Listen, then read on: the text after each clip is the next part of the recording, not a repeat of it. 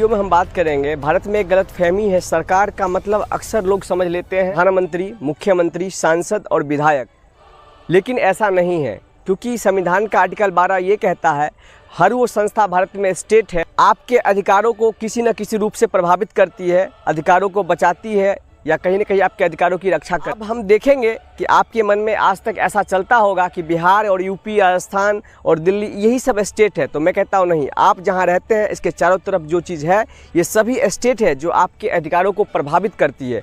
तो आज की वीडियो में हम जानेंगे ऐसा ही कुछ रोमांचक चीज़ें आज अगले 5 मिनट तक कि आर्टिकल 12 क्या कहता है। अगर बाय द वे आप किसी गाँव में रहते हैं, अगर आप नगर निगम में रहते हैं, कचरा साफ़ नहीं होता है तो आप किसको जाके बोलोगे? रास्ते पे जाते हो, पुलिस रोक के 2-4 थप्पड़ जड़ देती है, आप घर पर भी आके नहीं बताते हो, पुलिस अपना वर्चस्व दिखा के आपको डरा धमका देती है, आप घर पर भी कभी नहीं बोलते हो, तो आपको कहाँ जाना चाहिए? कभी आप सरकारी अस्पताल में गए हो, आपका इलाज नहीं हो पाया हो और डॉक्टर ये कहता हो कि बेड खाली नहीं है, आप बताओ कि आप उस वक्त में कंप्लेन कहाँ करोगे? हम इन सब चीज़ों के बारे में बात करेंगे, आखिर इसकी जिम्मेवारी कौन लेगा। तो आर्टिकल 12 इसी चीज़ को डिफाइन करता है। तो आइए जानते हैं इस वीडियो में। चाहते होंगे कि आपकी ज़िंदगी पे हुक्म कौन करता है, यानी कि शासन, और आपके ज़िंदगी, आपके अधिकारों का रखवाला कौन है और आपकी आवाज़ों का किस पर सबसे ज़्यादा असर होता है। कि ये आपके अधिकारों का एक गूगल मैप है, नेविगेशन है कि आपका अधिकार किससे मिलेगा और कैसे मिलेगा, इस चीज़ को डिफाइन करता है। और भारत में जितने भी संस्था है उसको ये परिभाषित करता है कि कौन सा संस्था स्टेट के अंदर आती है। चलिए आर्टिकल 12 क्या कहता है, सबसे पहले हम ये चीज़ जान लेते हैं। तो आर्टिकल 12 कहता है एक लाइन में हर वो संस्था स्टेट है जो सरकार के आदेश पर चलती है, सरकार के नियंत्रण में चलती है और सरकार के पैसे पे चलती है। तो कहने ऐसा है स्टेट बराबर सिस्टम, यानी कि प्रधानमंत्री, मुख्यमंत्री, सांसद और विधायक ही सिर्फ सरकार नहीं, यह सिस्टम प्रधानमंत्री और मुख्यमंत्री, सांसद और विधायक नहीं बल्कि हजारों संस्थाओं का एक सबसे बहुत बड़ा जाल है। तो मानोगे ये सब स्टेट मानते हैं। अगर केंद्रीय सरकार यानी कि सेंट्रल गवर्नमेंट में जब हम देखते हैं, भारतीय संसद और केंद्रीय सरकार और जितने भी उसके संस्था है, मंत्रालय हैं, ये भी राज्य माने जाते हैं। गवर्नमेंट की बात करते हैं, उसमें जब आइए तो CMO हो गया, जितने भी उसके डिपार्टमेंट्स हो गए और जितने भी नीचे वाले जितने डिपार्टमेंट्स सब राज्य के अधीन आते हैं। जो राज्य किसी रूप में अनुदान लेती है, उस नियम मानती है, उनके आदेशों पे चलती है, ये सब भी राज्य हैं। अब आते हैं लोकल बॉडीज़, यानी कि आप नगर निगम, नगर पंचायत का नाम सुने होंगे और ग्राम पंचायत का भी नाम सुने होंगे। ये सब भी एक राज्य का एक लीड करते हैं, यानी कि आर्टिकल 12 ये भी कहता है कि ये भी एक राज्य है। अगर पुलिस हो गया, CRPF हो गया, RPF हो गया, जितने भी इंडियन आर्मी हो गए, कहने का मतलब कि राज्य के खर्चे पे चले, तो वो सब स्टेट। अगर आप किसी अधिकार की कटौती की जाती है तो आप सीधा आवाज़ उठा सकते हैं। अब सरकारी नियंत्रण वाले चीज़ को आपको मालूम होगा, सरकारी स्कूल, सरकारी hospital, city department, water board, LIC, BSNL, सरकारी कॉलेज, इन सब डिपार्टमेंट्स की बात जब करते हैं, खासकर पब्लिक सेक्टर अंडरटेकिंग, PSU, ये सब राज्य के भाग हैं। आखिर क्यों जानना जरूरी है कि स्टेट कौन है? तो सभी लोगों के मन में सवाल उठा होगा वीडियो के शुरू में, आखिर क्यों जानना जरूरी है कि स्टेट कौन है? तो जब आपका फंडामेंटल राइट्स टूटता है या आपके अधिकारों का अतिक्रमण होता है तो आप किसके पास जाओगे, किससे कहोगे? 142 करोड़ की आबादी में अपना आवाज़ किसके लंग लेके जाओगे? कौन सुनेगी आपकी आवाज़?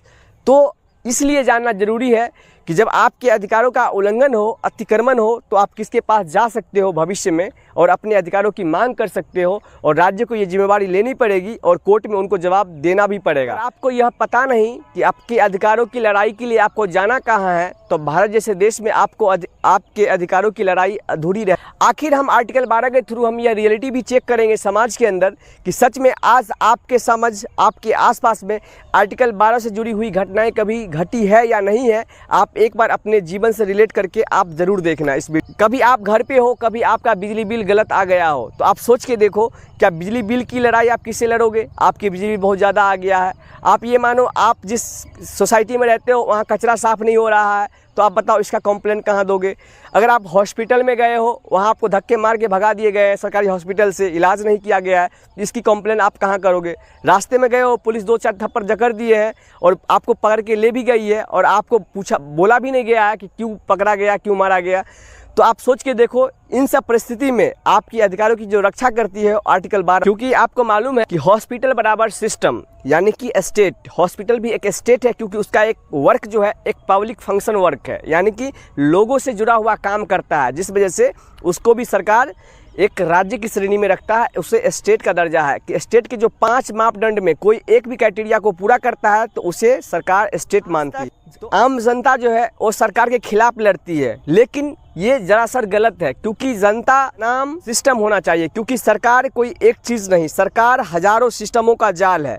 तो ये चीज़ मान के चलना है कि आज से जनता वर्सेस सिस्टम, जब आप सिस्टम को परिवर्तन करना चाहते हैं तो आपका लक्ष्य सिर्फ सरकार नहीं होना चाहिए। मैंने जितने भी संस्था की बात किया है पीछे कि सरकार, इन सब को स्टेट माने जाते हैं, जो आप ऊपर देख सकते हैं।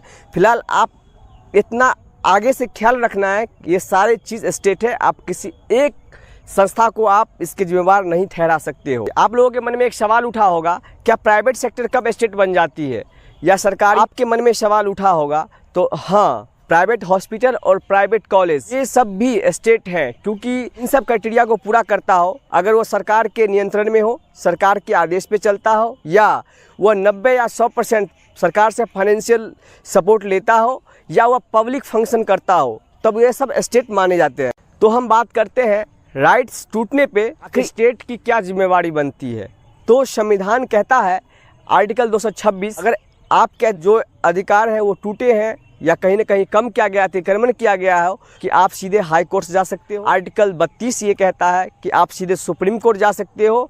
और तीसरा सबसे बड़ा ऑप्शन होता है ह्यूमन राइट्स कमीशन, कि आप अपनी आवाज़ वहाँ पहुँचा सकते हो और बोल सकते हो कि मेरा अधिकार इसने हनन किया, जिस सिस्टम की मैंने पीछे बात किया है। अब सबसे बड़ा बात रहता है आपके मन में, सबसे खास बातें इस आर्टिकल की है कि दुनिया में बहुत कम ही देश ऐसे हैं जहाँ पे सरकार को कोर्ट में उनको जवाब देना पड़ता है और अपनी जिम्मेवारी लेनी पड़ती है। भारत भी एक ऐसा देश है जहाँ सरकार को कोर्ट में जवाब देना पड़ेगा कि आपके अधिकारों का उल्लंघन कैसे हुआ और आपका अधिकार क्यों छीना। तो इस वीडियो का जो निष्कर्ष रहेगा कि भारत का अधिकार सिर्फ किताबों में नहीं है, यहाँ सबके कर्तव्य को फिक्स किए गए हैं और आप अपने अधिकार की मांग कर सकते हैं इस देश से और इस संस्था से, कि आपकी आज़ादी को कौन बचाएगा और आपके अधिकारों की रक्षा कौन करेगा, और आप यहाँ घूम रहे हैं समाज में, इसकी जिम्मेवारी कौन लेगा कल होके आपके साथ कुछ हो जाए। तो ये सारे चीज़ को डिफाइन करता है आर्टिकल 12। हमें पता ही नहीं कि राज्य कौन रहेगा और कौन मेरा अधिकार को छीना है, तो हम कहाँ जाएंगे। आज तक हम गलत जगह आवाज़ उठाते रहे हैं, इस वजह से हमारी आवाज़ को सुनी नहीं गई है। तो जब आप आज के बाद जब इस वीडियो को देखेंगे तो आपको पता चलेगा कि आपको अपना आवाज़ कहाँ उठानी चाहिए। सीधे सिस्टम को ही स्टेट कहा है आर्टिकल 12, जैसा कि आपको पहले भी पीछे भी मैंने बता चुका। वीडियो के अंत में हम बात करते हैं कि एक केस स्टडी के बारे में भी। एक छात्र कोर्ट जाता है और बोलता है हमें एक कॉलेज से निकाल दिया गया है। कोर्ट उससे प्रश्न करती है क्या वह स्टेट है, तो छात्र बोलता है, और वो अपने मेरे इस वीडियो को देख के उसे याद आता है, क्या वो कंट्रोल मतलब सरकार के नियंत्रण में है, सरकार के आदेश पे चलती है। तो लड़के का जवाब कोर्ट को है कि हाँ। तो कोर्ट उनको तुरंत प्रोटेक्शन देती है और उनके अधिकारों की रक्षा के लिए जो भी चीज़ होती है उनको मुहैया करवाती है और सरकार को चेतावनी भी देती है।